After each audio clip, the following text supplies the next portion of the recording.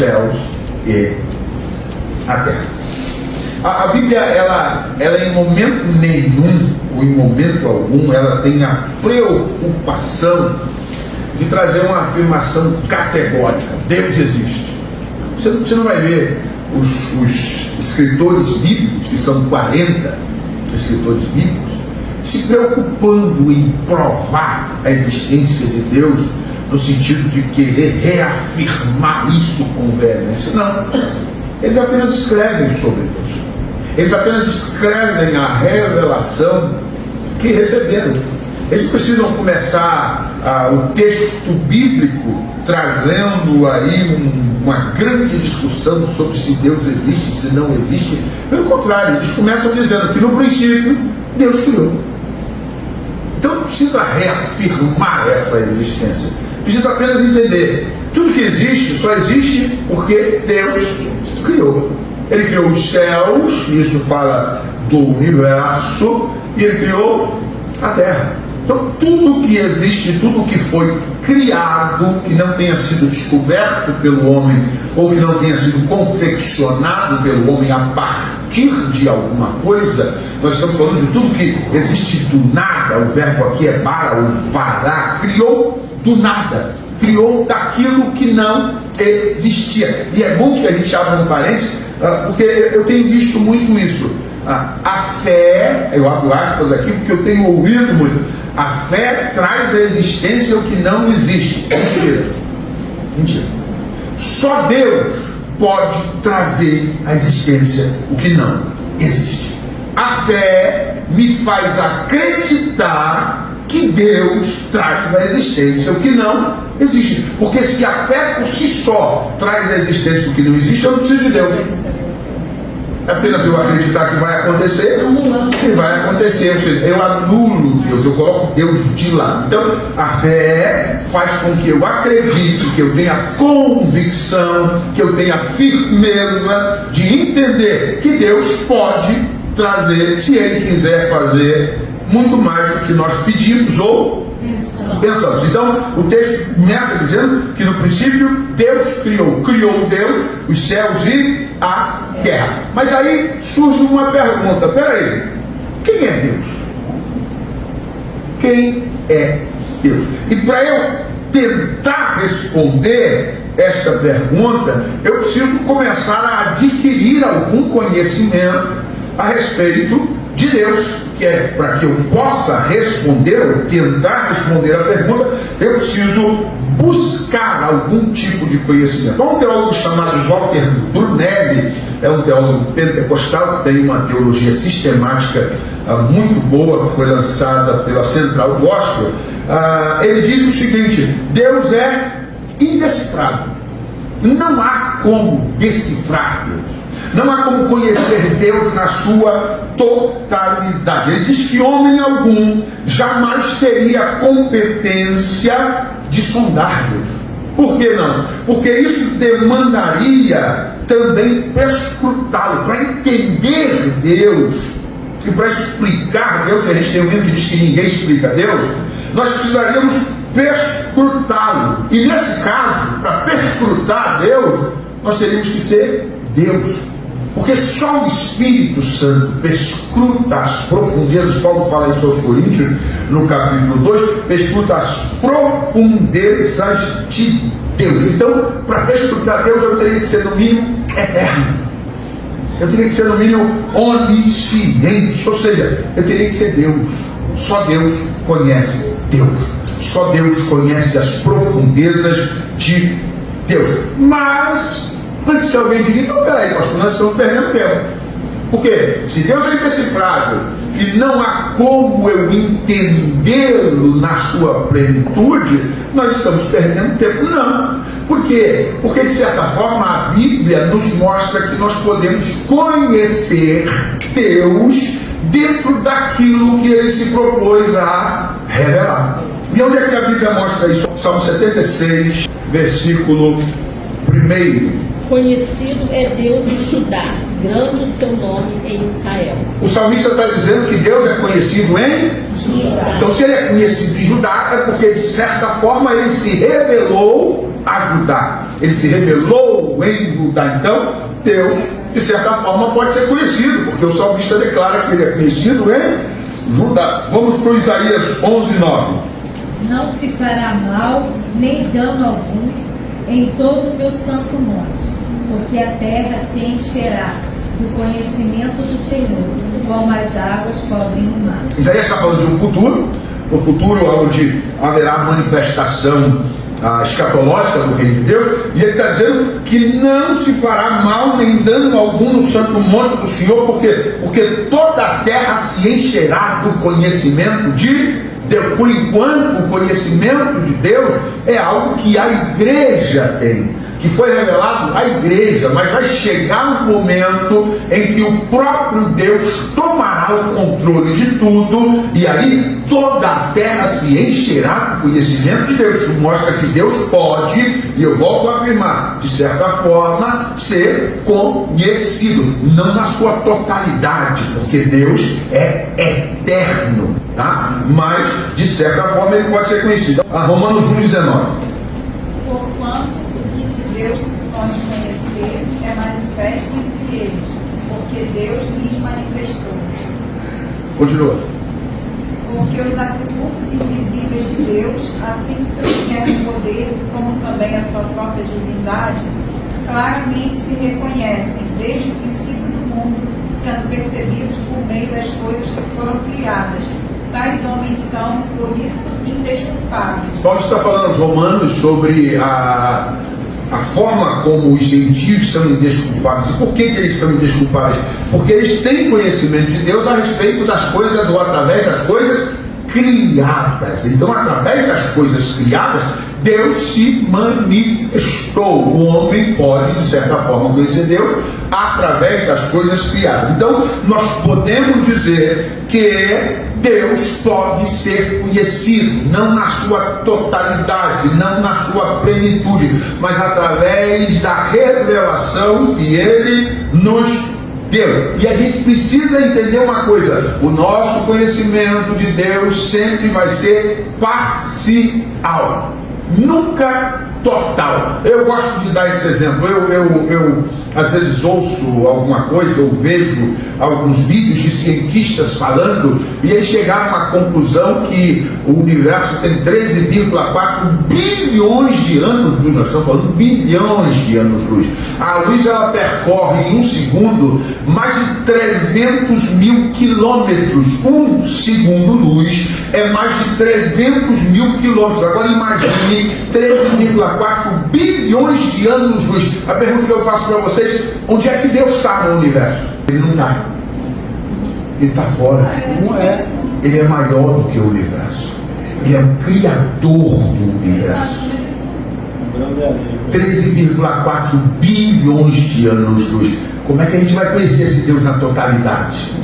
Não tem como. Irmão, eu acredito, e aí eu acredito, como estudioso da Bíblia, que nem na eternidade nós vamos ter condição de conhecer Deus na sua totalidade. Porque eu já disse, para conhecer Deus na sua totalidade tem que ser Deus, porque só Deus conhece Deus na sua totalidade. É claro que muita coisa vai ser aclarada, mas Deus na totalidade, nós nunca vamos chegar a esse patamar, porque para isso é preciso ser Deus. Então, nosso conhecimento é parcial. Há infinitamente mais em Deus do que a gente possa imaginar.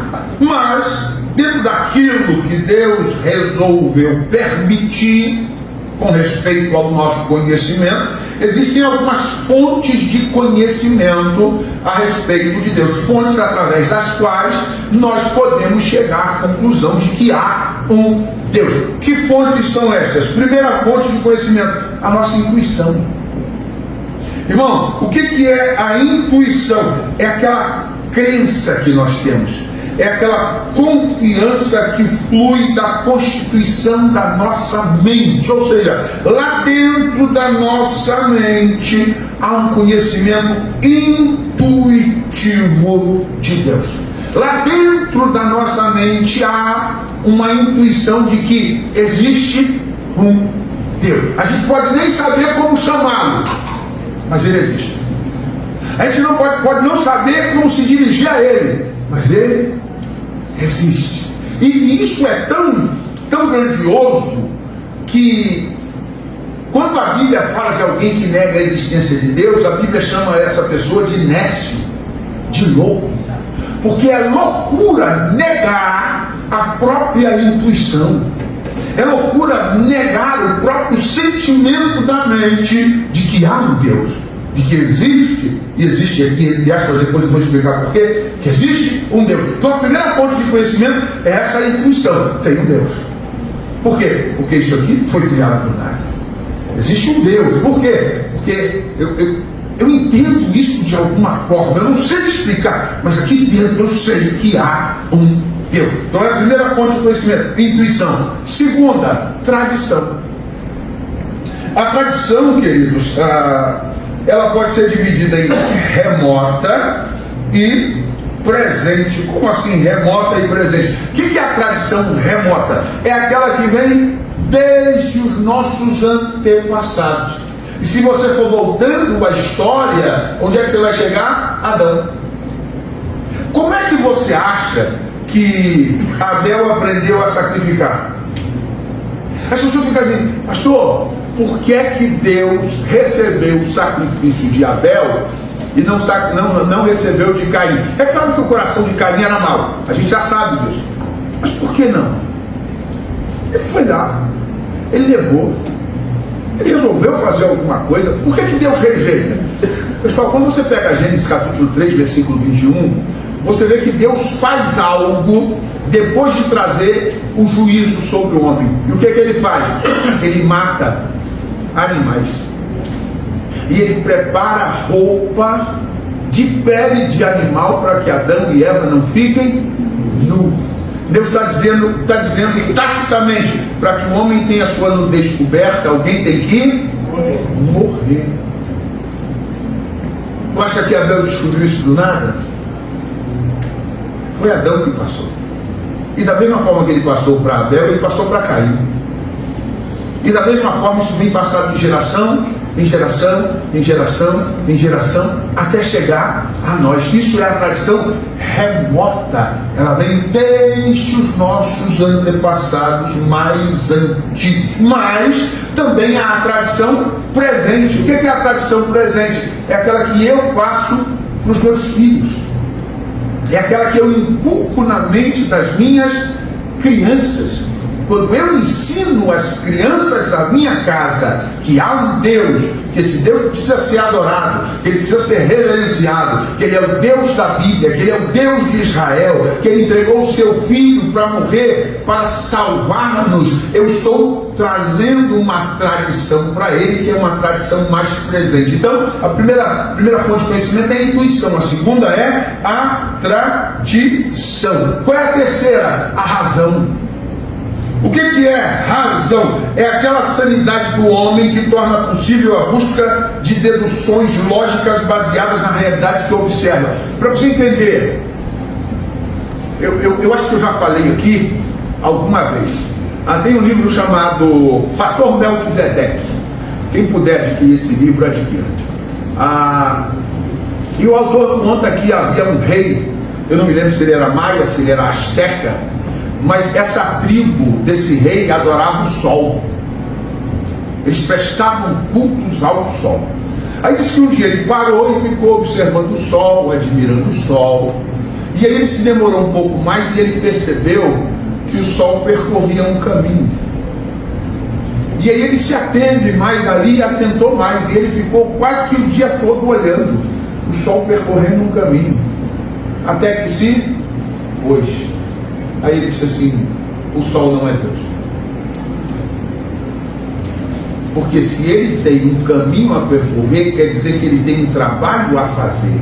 E se o sol tem um trabalho a fazer, tem alguém acima dele que determinou que ele fizesse esse trabalho. Chamou a tribo e diz, eu não sei o nome dele, mas a partir de hoje nós não adoramos mais o sol. Nós adoramos ao Deus que faz o sol percorrer o seu caminho diariamente. Sabe como é que é o nome disso?